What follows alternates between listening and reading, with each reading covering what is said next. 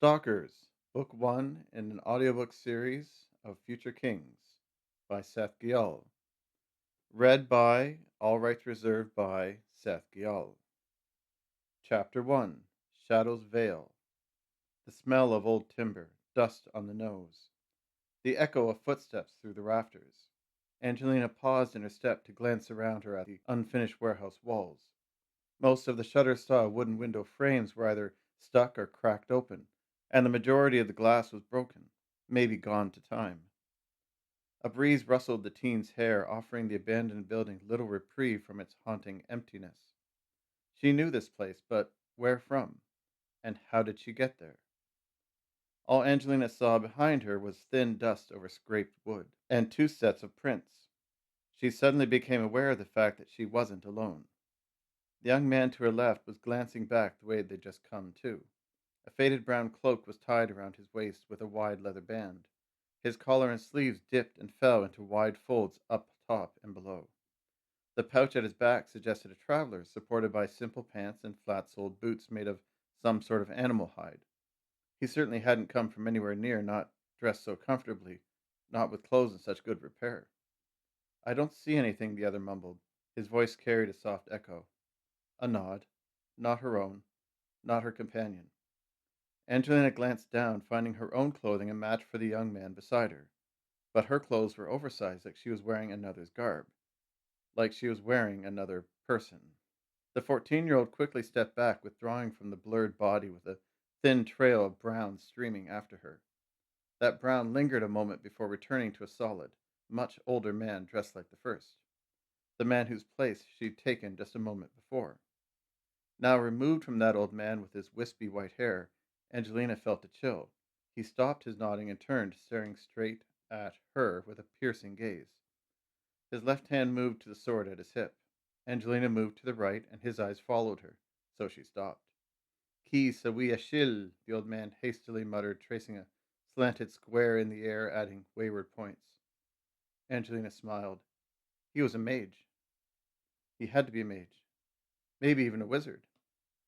Nor do I, the old man softly groaned a moment later, returning his gaze to a more general scan of the building.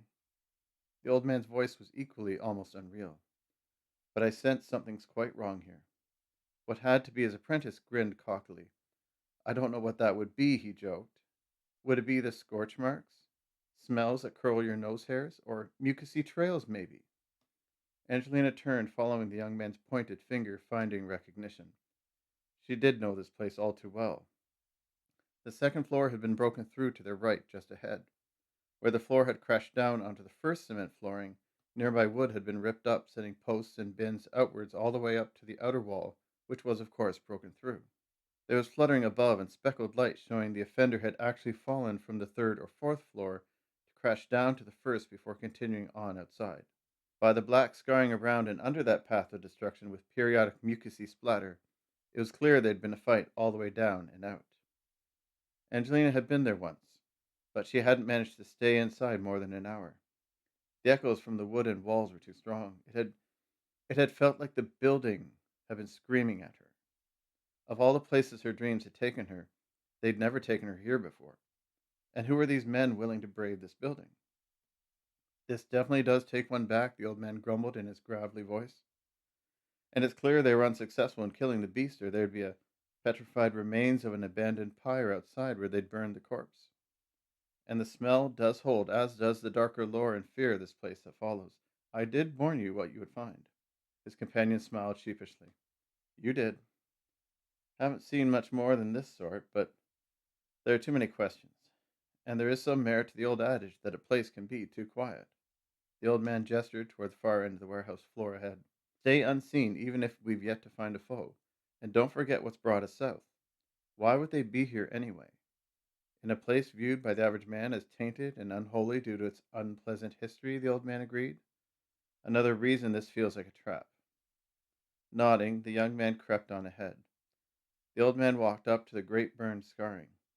Angelina stepped back and further to one side to keep her distance. Kneeling again, the old man slowly shook his head. Angelina circled while the old man scanned the floor and walls. She paused to gaze out a window. The sun shone in the blue sky. She could even pick up the low wall built around Iroquois Falls. It had been night when she'd fallen asleep beyond that barbed fence line. Her visions had never taken place out of time before. They'd always shown her things happening at that exact moment in time. What did that mean? Hearing the old man walking softly off, she turned back around and followed, careful to tread her quietest as well. No one had ever seen her in previous visions, but this one was different. He did stop at the base of the stairs leading up to turn and scan, and he did pause to stare where she stood a moment longer than anyone else. Then he frowned and started up to the second floor. Angelina followed after. She tried to, at least.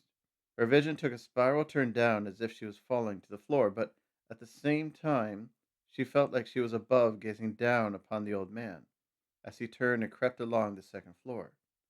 She could feel her arms restrained and breathing tight. Her stomach was starting to turn. Then she was all dark and she felt intense terror from a place unknown. She awoke with a start. Stifled scream echoed in the dim around her, and she fought to slow her breathing. Someone turned over in the far corner, and four people mumbled in different places behind her. Fourth, seventh, and 12th rows. The full moonlight shone through the curtainless auditorium windows above. That bleached light blanketed the barren walls, badly marked gym floor, and warped bleachers. Sitting up, trembling where she was under the 8th row, her blanket fallen back and pillow rolled over upside down beside her, Angelina let the dim light that flitted through the bleacher slats above identify the single and double clumps around her that were people. It was early morning. This late, now that everyone had settled, no one moved much but to swat at an imaginary fly or scratch their nose. There were a few squirming, but all had returned to quiet and peace. Her other visions had never left her sweating and fearful like this. She hugged her bare arms to her faded t-shirt, feeling them shake. It made no sense. They said the warehouse and those buildings around it were haunted. She'd felt something that one time she'd gone in. That's why she hadn't stayed. It was like something dark had been watching her. Maybe she'd been right. And now that something dark was watching those two men. She wanted to warn them, but when was this vision set? It had to be daytime. Tomorrow, or would it be the day after that? It might even be the next week for that matter. And who were they? More importantly, how would she explain to anyone in town why she needed to leave to go visit a place no one visited? That is what she'd need to do to warn them. Even then, she might be too late.